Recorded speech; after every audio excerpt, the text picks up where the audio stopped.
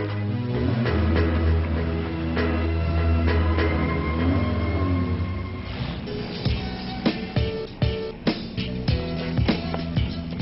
I'm Jacqueline Ritchie, and today I'm going to be demonstrating how to install a White Lightning flex fuel conversion system.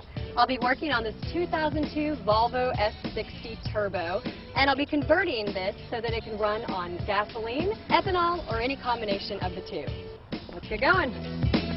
The installation process is incredibly simple. It's only 3 steps and can be done in a matter of minutes. First, you need to disconnect the fuel injectors in your vehicle. Then, with the White Lightning connectors, plug them in, create a circuit, and finally, via the eyelet, you ground your wire. Basically, I will be unplugging the car's fuel injectors and replacing them with the White Lightning female connectors. I will then attach the male connectors on the White Lightning unit to the female connector on the car's fuel injection system. You just move down the line and repeat. This particular Volvo is a bit unusual as it's a 5-cylinder, but the install is really no different from a 4, 6, or 8-cylinder car. As you can see, the White Lightning system is more or less a plug-and-play device. Last one, and there we go, all 5. Why use ethanol at all? Because it's more powerful, it's cleaner, and it helps your engine last for longer. But my personal favorite reason for using ethanol is because it's environmentally friendly.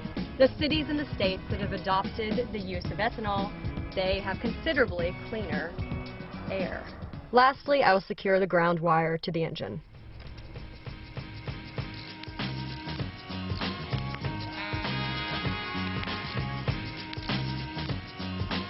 I've secured the box in a safe location. Voila, and the installation is complete. So now this vehicle will be able to run on ethanol, gasoline, or any blended combination of the two. You now have a flex fuel vehicle.